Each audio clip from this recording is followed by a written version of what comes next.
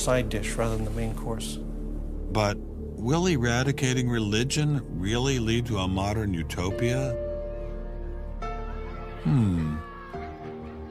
Let me try to imagine that, and let's let history be our guide.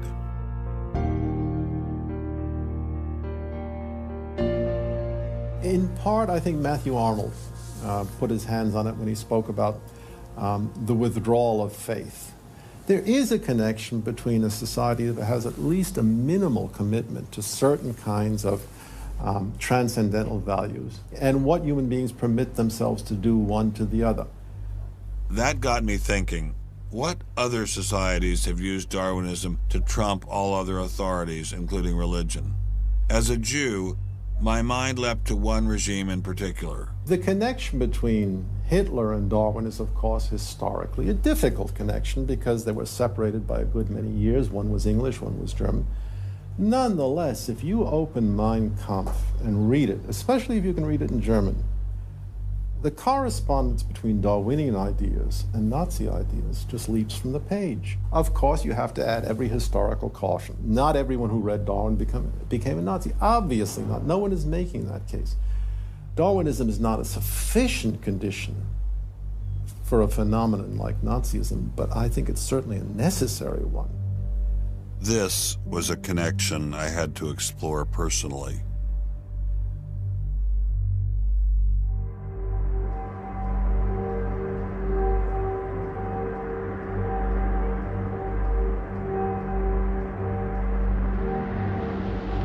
American officers arrive at a Nazi institution seized by First Army troops.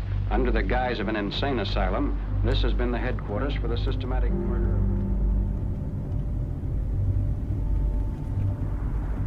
So what is this place? During the Second World War, 15,000 people were killed here. Why were they killed? They were killed because they were people with handicaps. Why kill them? What's the point of killing them? People who were not able to work, people who were not able to live by themselves, that they were useless eaters. Useless eaters. And life unworthy of living. This idea grew up in the 20s. So long before National Socialism, biologists, anthropologists, they thought that maybe mankind could, or the government could interfere into the growth of the population. I see. And they had the utopia that they would have a society without illness and without handicap. Alles Lebensschwache geht in der Natur unfehlbar zugrunde. Wir Menschen haben gegen dieses Gesetz der natürlichen Auslese in den letzten Jahrzehnten furchtbar gesündigt. Wir haben unwertes Leben nicht nur erhalten, wir haben ihm auch Vermehrung gewährt. Die Nachkommen dieser Kranken sahen so aus, die tiefer stehen als jedes Tier. So this was a Darwinian concept? Yes. And also a Malthusian concept, very much Malthusian.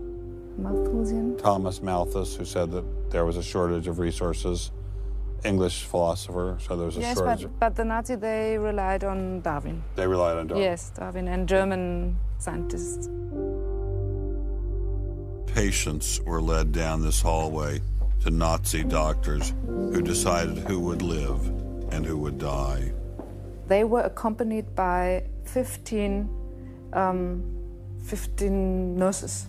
Nurses, yes. Nurses, male and female nurses. So nurses were helping lead them to their doom. Yes.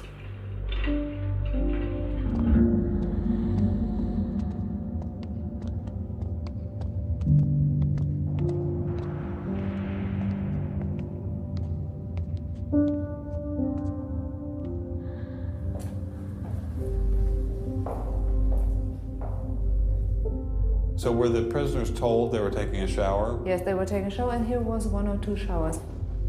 So how many people were brought into this room? 60 to 70.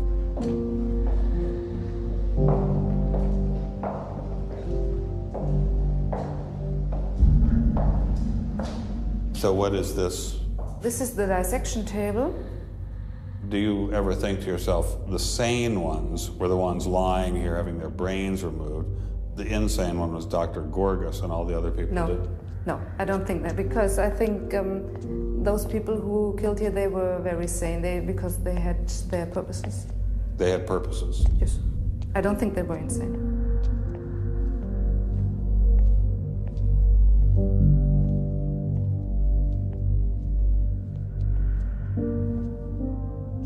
They had 2 crematory ovens. I see. And they killed about 70 people. A day? So a day, so they had... That's barely enough time. And they only killed from Monday to Friday.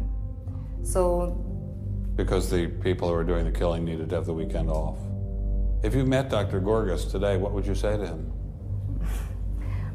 I don't know. I don't think that it's my role to tell him something.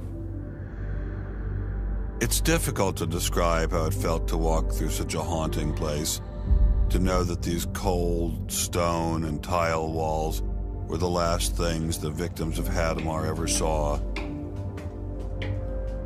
I wanted to explore this connection further, so I met with the author of From Darwin to Hitler, Dr. Richard Weikart.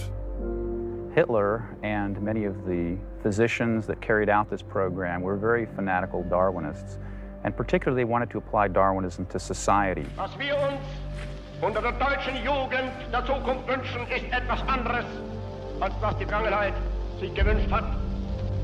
Wir müssen einen neuen Menschen, auf das unser Volk nicht an den typischen Degenerationserscheinungen dieser neuen Zeit zugrunde geht. Many of these people in the 19-teens, 1920s, who were putting forward some of these ideas about racism were considered the leading scientists. These were Darwinists who were taken seriously by fellow academics. It's not to say that all academics believed it. These leading academics, were there any of them who were Americans? There were plenty of Americans who were saying similar kinds of things. Not only were Americans saying such things, they were pioneers in this fledgling science known as eugenics. They thought they could help evolution along by sterilizing the so-called feeble-minded and prohibiting them from getting married. Physicians who are aware of the history of 20th century American medicine harbor some bad feelings towards Darwinists because of eugenics. And eugenics, which was an attempt to breed human beings, it was the darkest chapter of American medicine ever. There were 50,000 people involuntarily sterilized because they were deemed unfit to breed, basically. Eugenics isn't just history. The spirit of the movement lives on today.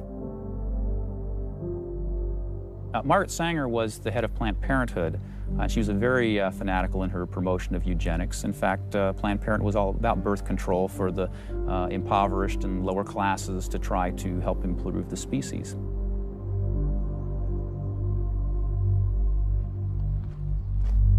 From Hadamar, I traveled with Dr. Weikart to Dachau, where the Nazis applied the ideas of eugenics on a massive mechanistic scale.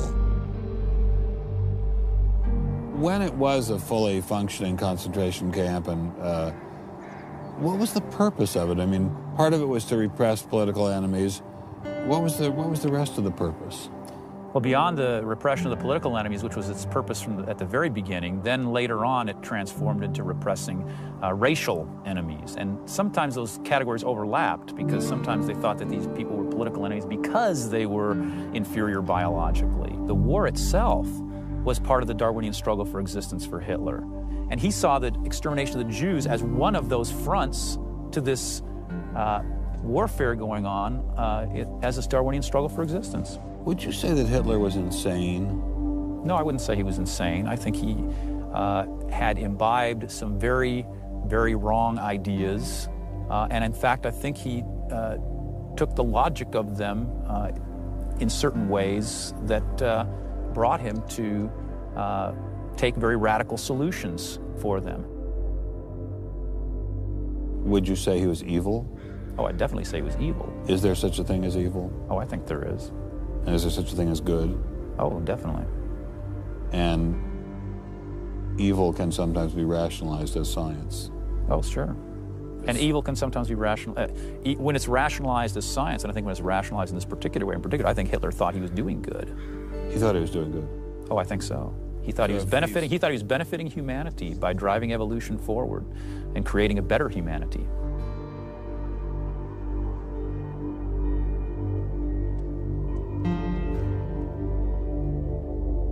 Before leaving Dachau, I stopped by the memorial commemorating the thousands of Jews who were killed there in excruciating conditions. I know that Darwinism does not automatically equate to Nazism. But if Darwinism inspired and justified such horrific events in the past, could it be used to rationalize similar initiatives today? There's a good German expression, so fängt es immer ein. I mean, it always begins in the same way. Something to remember in the context of United States discussions of euthanasia and abortion. It always begins in the same way. There seems to be an excellent argument for getting rid of useless people by killing them. Or at least it seems excellent to the people advancing the argument. It's a love affair with death and, the euthanasia and this movement going on, which I find appalling.